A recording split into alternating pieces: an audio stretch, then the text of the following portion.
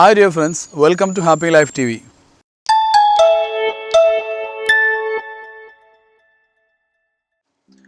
വളർന്നു വരുന്ന മക്കളുടെ മാനസികമായ വളരെ പ്രധാനപ്പെട്ട ഒരു ആവശ്യമാണ് റെക്കഗ്നിഷൻ കിട്ടാനുള്ള ഒരു ത്വര എന്ന് പറയുന്നത്. Recognition hunger. അപ്പോൾ ഈ ഒരു റെക്കഗ്നിഷൻ ഹങ്കർ വളർന്നു വരുന്ന മക്കൾക്ക് വേണ്ടത്ര മാതാപിതാക്കളിൽ നിന്ന് കിട്ടാതിരിക്കുകയാണെങ്കിൽ ഒരുപക്ഷെ അവർ മാനസികമായിട്ട് അവർ പോലും അറിയാതെ വഴി തെറ്റി സഞ്ചരിക്കുവാനുള്ള സാധ്യതയുണ്ട്. കഴിഞ്ഞൊരു എപ്പിസോഡിൽ ഇതുമായി ബന്ധപ്പെട്ട ഒരു സൂചന നാം നൽകിയിട്ടുണ്ടായിരുന്നു. പാരന്റിൽ നിന്ന് കിട്ടേണ്ട ഏതൊരു വ്യക്തിയെ സംബന്ധിച്ചിടത്തോളം ആണെങ്കിലും റെക്കഗ്നിഷൻ, അംഗീകാരം കിട്ടുവാനുള്ള ത്വര വ്യക്തിയുടെ ഉള്ളിൽ തന്നെ ഉണ്ട് എന്ന് ഒരുപാട് പഠനങ്ങൾ, സൈക്കോളജിസ്റ്റുകൾ എല്ലാവരും പറഞ്ഞിട്ടുള്ള ഒരു കാര്യമാണ്.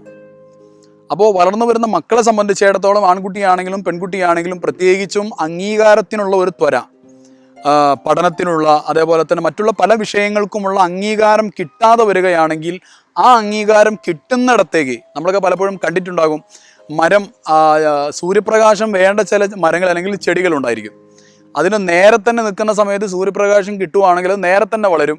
അതല്ല അല്പം ചെരിഞ്ഞു കഴിഞ്ഞാലാണ് സൂര്യപ്രകാശം കിട്ടുമെങ്കിൽ അത് ചെരിഞ്ഞിട്ട് വളർന്ന് നമ്മൾ കണ്ടിട്ടുണ്ടായിരിക്കും. ഈ ഒരു അവസ്ഥയിൽ നമ്മുടെ മക്കൾ അതങ്ങനെ പോകണമെന്നല്ല ഞാൻ പറയുന്നത്. പക്ഷേ റെക്കഗ്നിഷൻ ഒരു വ്യക്തിയെ സംബന്ധിച്ചിടത്തോളം കിട്ടേണ്ട ഒരു കാര്യമാണ്. അത് കിട്ടാതെ വരുമ്പോൾ നമ്മൾ പോലും അറിയാതെ കിട്ടുന്നിടത്തേക്ക് പതുക്കെ ചെരിഞ്ഞു പോകുന്ന അവസ്ഥയുണ്ട്. ഒരു തവണ എൻ്റെ അടുത്ത് കൗൺസിലിംഗ് സെൻറ്ററിലേക്ക് കൗൺസിലിങ്ങിന് വേണ്ടി കൊണ്ടുവന്ന ഒരു പെൺകുട്ടി, പഠനത്തിൽ ഒരുപാട് പ്രശ്നങ്ങളുമായി കടന്നു വന്ന ആ പെൺകുട്ടി അവസാനം കൗൺസിലിംഗ് ചെയ്ത് അനലൈസ് ചെയ്ത് അവസാന ഘട്ടത്തിൽ എത്തിയപ്പോഴാണ് ഒരു കാര്യം മനസ്സിലായത്. ആ പെൺകുട്ടിയുടെ പാരൻസ് വളരെയധികം തിരക്കുള്ളവരാണ്. പലപ്പോഴും നാട്ടിൽ വേണ്ടത്ര സമയം ഈ പെൺകുട്ടിയുടെ കൂടെ ഉണ്ടാവാറില്ല.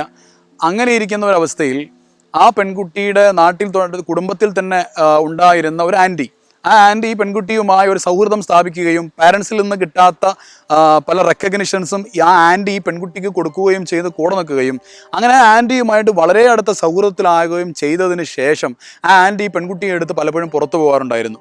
അങ്ങനെ പുറത്തുപോയി ഒരു ദിവസം ഒരു ഹോട്ടലിൽ ചെന്ന് റൂം എടുത്ത് ആ ആൻറ്റി ഈ പെൺകുട്ടിയുമായിട്ട് ചെയ്യാൻ പാടില്ലാത്ത പലതും ചെയ്യുകയും അത് കഴിഞ്ഞ് ആ ആൻറ്റിയുടെ കുറച്ച് ബോയ് ഫ്രണ്ട്സിനെ വിളിക്കുകയും ആ ബോയ് ഫ്രണ്ട്സ് ഈ പെൺകുട്ടിയുമായിട്ട് ചെയ്യാൻ പാടില്ലാത്ത പല കാര്യങ്ങളും ചെയ്തതിൻ്റെ പിന്നീട് ആ കുട്ടിയുടെ മാനസികമായി വല്ലാതെ തളർന്നു പോയൊരവസ്ഥയിലാണ് കൗൺസിലിങ്ങിന് വേണ്ടി എത്തുന്നത്. മനസ്സിലാക്കുക, കുട്ടികൾക്ക് വേണ്ടി രക്ഷിതാക്കളിൽ നിന്ന് കിട്ടേണ്ട റെക്കഗ്നിഷൻ കിട്ടാതിരുന്നു കഴിഞ്ഞാൽ ഇമോഷണൽ നീഡുണ്ട്. രക്ഷിതാക്കളോട് പല കാര്യങ്ങളും തുറന്നു പറയാനുള്ള ആഗ്രഹമുണ്ട് മക്കൾക്ക്. അത് തുറന്നു പറയുന്നത് കേൾക്കാനുള്ള ആ ഒരു മനസ്ഥിതിയും സമയവും സാഹചര്യവും നമുക്ക് കൊടുക്കാൻ കഴിയുന്നില്ലെങ്കിൽ പിന്നെ മക്കൾ പോയി എന്നും പറഞ്ഞുകൊണ്ട് മക്കളുടെ പിന്നാലെ അല്ലെങ്കിൽ മക്കളെ കുറ്റം പറഞ്ഞ് അല്ലെങ്കിൽ സമൂഹത്തെ കുറ്റം പറഞ്ഞ് നടന്നുകൊണ്ട് അല്ലെങ്കിൽ പിന്നീട് പരിതപിച്ചത് കൊണ്ട് മാത്രം കാര്യമായില്ല. മക്കൾക്ക് കൊടുക്കാനുള്ള, അവർക്ക് റെക്കഗ്നിഷൻ ഹങ്കർ തീർത്തു കൊടുക്കാനുള്ള, ഇമോഷണൽ ഹങ്കർ, വൈകാരികമായ അവരുടെ ആവശ്യങ്ങൾ തീർത്തു കൊടുക്കാനുള്ള സമയവും സാഹചര്യവും നാം കണ്ടെത്തുക എന്നതാണ് അതിനുള്ള വളരെ പ്രധാനപ്പെട്ട ഒരു പരിഹാരം എന്ന് പറയുന്നത്. പെൺകുട്ടികൾക്ക് മാത്രമല്ല, പലപ്പോഴും ആൺകുട്ടികൾക്കും ഇത്തരത്തിലുള്ള പ്രശ്നങ്ങൾ കണ്ടിട്ടുണ്ട്. കോഴിക്കോട് ജില്ലയിൽ വളരെ പ്രധാനപ്പെട്ട ഒരു സ്വകാര്യ സ്ഥാപനത്തിൽ, ഒരു സ്കൂളിൽ, ആ സ്കൂളിൽ രക്ഷിതാക്കളുടെ സ്ഥാനത്ത് നിൽക്കുന്ന എന്ന് പറഞ്ഞാൽ പാരൻ്റൽ ഫിഗേഴ്സ്, ഒരുപാട് ആളുകൾ കുട്ടികളുമായിട്ട് ബന്ധം സ്ഥാപിക്കുകയും ആ ബന്ധം പിന്നീട് നേരത്തെ പറഞ്ഞതുപോലെ ഡ്രഗ് അഡിക്റ്റഡ് ആയിട്ടുള്ള ഒരു ടീമിൻ്റെ ഭാഗമായിരുന്ന ഏജൻറ്റുകൾ മുഖേന ആ കുട്ടികൾ പിന്നീട് വഴിതെറ്റി തെറ്റായ ചില കേന്ദ്രങ്ങളിലേക്ക് എത്തിയതും ഈയിടെ കോഴിക്കോട് നടന്ന ഒരു ശില്പശാലയിൽ അനുഭവം അറിഞ്ഞത് പിന്നീട് അതുമായി ബന്ധപ്പെട്ട ചില കാര്യങ്ങൾക്ക് വേണ്ടി ഇടപെടേണ്ടി വന്നത് ഞാൻ ഓർക്കുകയാണ്. അപ്പോൾ മനസ്സിലാക്കുക, ഇങ്ങനെയുള്ള സിറ്റുവേഷൻസിലൊക്കെ തന്നെ മക്കൾക്ക് വേണ്ടത് ഇങ്ങനെയുള്ള കുറേ വർത്തമാനങ്ങളല്ല, അവർക്ക് വേണ്ടത് രക്ഷിതാക്കളുടെ ഇത്തരത്തിലുള്ള സാന്നിധ്യമാണ്.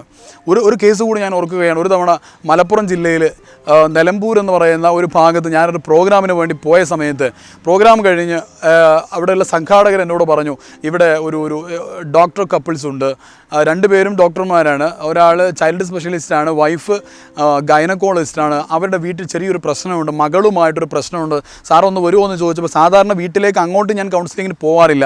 പക്ഷെ അവരങ്ങനെ പറഞ്ഞ സമയത്ത് എന്നാൽ പിന്നെ പോവാമെന്ന് വിചാരിച്ച് ഞാൻ അവിടെ ചെന്ന് നോക്കുന്ന സമയത്ത് ആ രക്ഷിതാക്കളും മകളും ഒരർത്ഥത്തിലും ഒത്തുപോയില്ല. ഒരു തരത്തിലും ആ രക്ഷിതാക്കളും ആ മകളും ഒരു തരത്തിലും ഒത്തുപോകുന്നില്ല. ആകെയുള്ള ഒരേ ഒരു മകളോട് എന്ത് പറഞ്ഞു കഴിഞ്ഞാലും രക്ഷിതാക്കൾ പറയുന്നു, അമ്മ പറയുന്നു, അച്ഛൻ പറയുന്നു, ഞങ്ങൾ എന്ത് പറഞ്ഞാലും ഇവൾ കേൾക്കില്ല. അങ്ങനെ കുറേ പറഞ്ഞു. അപ്പോൾ ആ പെൺകുട്ടി ചോദിച്ചു, നിങ്ങൾ എനിക്ക് വേണ്ടി എന്താണ് ചെയ്തത്?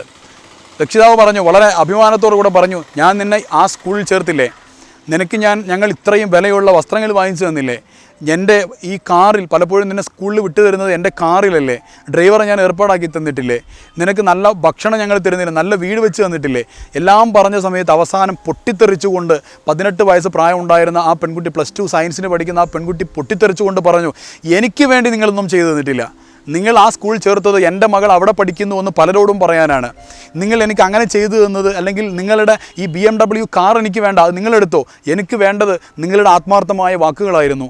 ഓരോ തവണ മാർക്ക് കിട്ടുമ്പോഴും ആ മാർക്കുമായി നിങ്ങളുടെ അടുത്തേക്ക് ഞാൻ വന്നിട്ട് ഒരുപാട് തവണ ഒരു അല്പസമയത്തിന് വേണ്ടി നിങ്ങളുടെ മുമ്പിൽ ഞാൻ കെഞ്ചി നോക്കി, പക്ഷേ നിങ്ങൾ എനിക്ക് സമയം തന്നില്ല. നിങ്ങളുടെ ഇത്തരത്തിലുള്ള വിടുവായുത്തങ്ങളൊന്നും എനിക്ക് വേണ്ടായിരുന്നു. നിങ്ങളുടെ ബോസ്റ്റിംഗ്, നിങ്ങളുടെ ഇത്തരത്തിലുള്ള അങ്ങനെയാണ് ഇങ്ങനെയാണെന്നുള്ള പറച്ചിലുകളല്ല എനിക്ക് വേണ്ടത്. എനിക്ക് വേണ്ടത് നിങ്ങളുടെ സ്നേഹമായിരുന്നു, സമയമായിരുന്നു. നിങ്ങളതെനിക്ക് തന്നില്ല, നിങ്ങൾ ഒരിക്കലും ഒന്നും എനിക്ക് വേണ്ടി ചെയ്തു തന്നിട്ടില്ല എന്ന് പറഞ്ഞ് പൊട്ടിക്കരയുകയായിരുന്നു ആ പെൺകുട്ടി. മനസ്സിലാക്കുക, മക്കൾക്ക് വേണ്ടത് നമ്മുടെ ഇത്തരത്തിലുള്ള അങ്ങനെയാണ് ഇങ്ങനെയാണെന്ന കുറേ വർത്തമാനങ്ങളല്ല. അവർക്ക് നാം ചെയ്തു കൊടുക്കുന്ന ഏറ്റവും പ്രധാനമായിട്ട് കൊടുക്കേണ്ടത് മാനസികമായി ഓപ്പണായിട്ട് സംസാരിക്കുവാനുള്ള സമയമാണ്. മക്കൾ ചെയ്ത് വിജയിച്ചു വരുന്ന ചെറിയ വിജയമായിക്കോട്ടെ, ആ വിജയത്തിനുള്ള അംഗീകാരങ്ങൾ കൊടുക്കുവാനുള്ള, അത് വാക്കുകളെ കൊണ്ട് പറയുവാനുള്ള, പ്രകടിപ്പിക്കുവാനുള്ള ഒരു മനസ്ഥിതിയിലേക്കാണ് നമ്മൾ വളർന്നു വരേണ്ടത്. നമുക്കതിന് സാധിക്കട്ടെ എന്ന് ആശംസിക്കുന്നു. മറ്റു വിഷയങ്ങളുമായി അടുത്ത എപ്പിസോഡിൽ നമുക്ക് വീണ്ടും കാണാം.